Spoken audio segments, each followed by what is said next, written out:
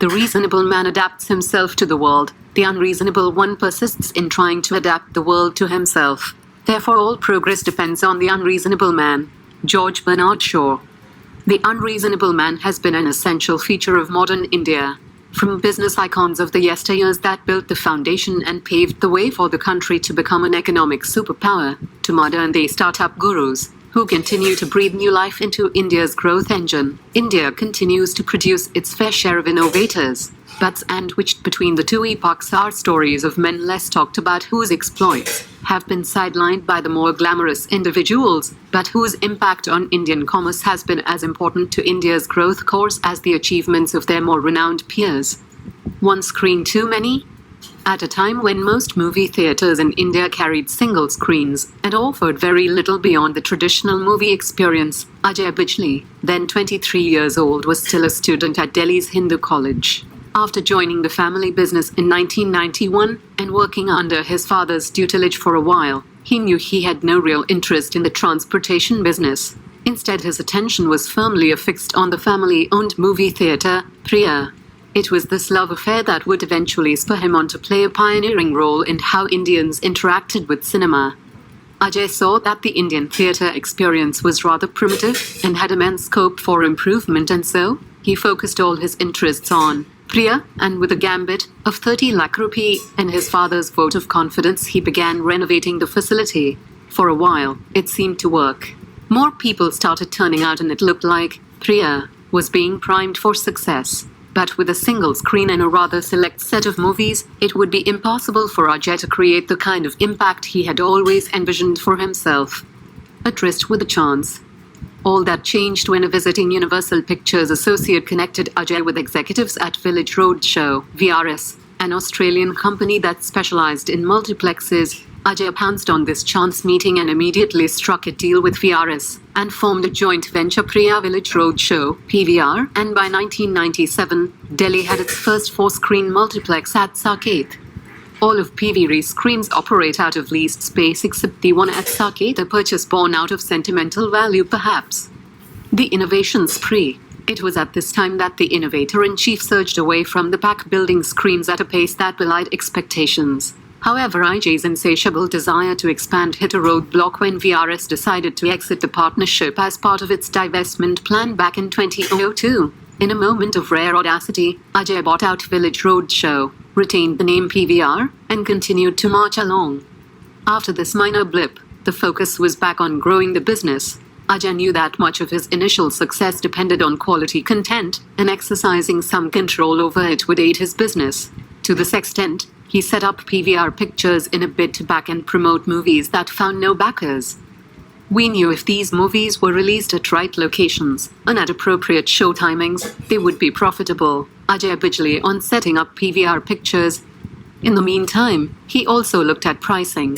Most industries followed dynamic pricing structures, yet the cinemas paid very little attention to it. Ajay, in a bid to attract patrons, devised pricing models based on actual demand. Weekdays, you pay less. Weekends, you pay more. It's that simple.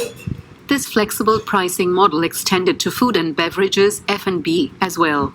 The company realized that by introducing product incentives, i.e. offering combo products at cheaper prices, it was possible to extract more value from each customer, and in a sneaky move devised ways to make you pay more every time you visit the cinemas.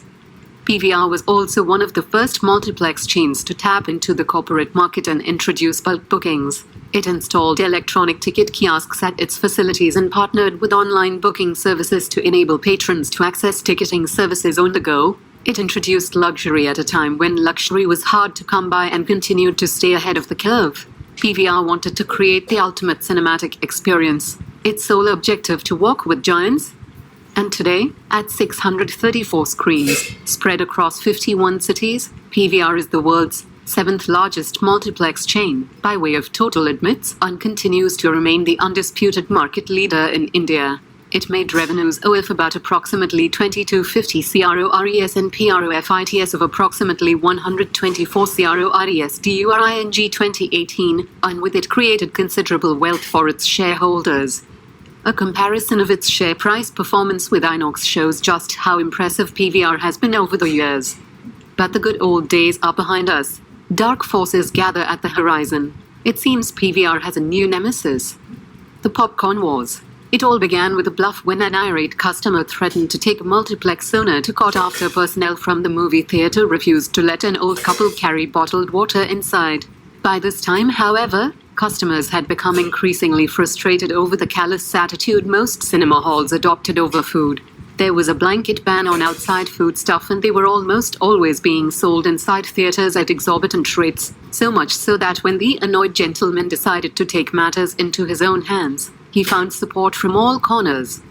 When the customer eventually filed a public interest litigation with the Bombay High Court, the public rejoiced, a sentiment echoed by the lawmakers as well.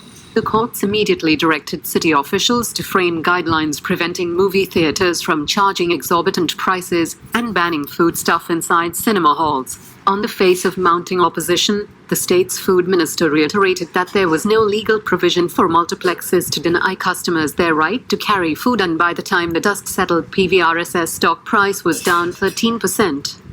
But why? To understand the dynamics at work, we must first dissect the economics of running a multiplex. In FY18, revenues from food and beverages stood at about approximately 600 CR and corresponding EXPENSCS at approximately 150 CR, excluding the fixed and common overheads, offering PVR a profit margin of over 300%. A detrimental impact to this business could spell a death sentence to PVR. It's as simple as this: tickets don't make money, popcorns do. Since the Bombay High Court ruling, multiple states have issued similar diktats, but in almost every case, the order was subsequently challenged, and the matter went back to the courts. However, in a bid to prevent further escalation, both parties are seeking a compromise. The ban stays, but the prices come down. Since the matter is still sub judice, perhaps it pays to keep an eye out for the verdict. Pro tip: the outcome of the popcorn wars could have a material impact on PVR's stock price. So the next time you visit a PVR, take some chips with you and see if they let you in. If they don't, maybe it's about time you start thinking about buying some PVR stock. Winter is coming. The High Court ruling was merely a blip. While it shook investor confidence for a short while, there was consensus that it did not affect long-term prospects. However, with the introduction of Netflix and other OTT over-the-top platforms, the very future of cinema looked shaky. But is there any real merit to such a claim? Let's talk IPL. During the first season, there was considerable fear that IPL would have a detrimental impact on cinema. The rationale was that people would now spend less time going to the movies, and this in turn would affect occupancy rates. These claims weren't completely unfounded, as in the early days, producers tried to stay clear of the IPL season. But as movies started coming out thick and fast, producers were left with little choice but to release them during the dreaded summer months. However, much to their surprise, the move did not have a material impact on movie turnouts. Instead, in almost anticlimactic fashion, IPL served as a platform for actors to promote their new movies. While it's possible that Netflix could draw some users away from cinema, it could also end up aiding its growth. This point is best summarized by the chief content officer at Netflix, Mr. Ted Sarandos. Back in the day, people used to say video stores would kill theaters. Now they assume streaming sites like Netflix will be the death knell. In hindsight, video stores actually saved cinema. It introduced new filmmakers and artists who were previously unknown. People always worry about how something is going to hurt when they should be focusing on how it is going to help. What it helps is the ecosystem of movie making. Pro tip: don't believe in doomsday conspiracy theories. Cinema in all likelihood will continue to survive even with the proliferation of Netflix. So what then drives the movie business? What is the secret sauce that propels growth in the industry? Content is king. Well, to put it simply, success in the film exhibition business is heavily dependent on the flow and quality of content. Good content almost inevitably guarantees better footfall, and PVR, like any other multiplex, is at the mercy of filmmakers and audiences alike. Take, for example, what happened in 2015. At a time when PVR was posting stellar numbers and firmly affixed on the growth path, this particular feature surrounding content played out rather spectacularly. During the year, the company entertained fewer patrons owing to a disappointing box office performance of the movies. Despite their best attempts to shore up the financials, revenues failed to impress, and they were unable to rein in expenses. Profits fell from 50 crores to 20 crores.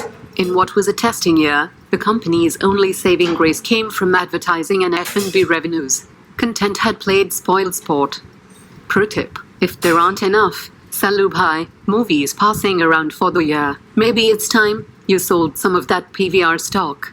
Screens galore. Buy them all. But the most important indicator of stock performance is growth. All is forgiven if a company can find new avenues to grow. The challenge, however, is that growth is hard to come by in the movie business. There are only two ways in which a company like PVR can expand its top line: by a significant margin, adding new screens to its already burgeoning portfolio, or by increasing occupancy rates. Unfortunately, occupancy rates have been consistently falling over the past few years. So the only viable alternative for PVR is to add more screens. Building your own screens, however, is a time-consuming affair.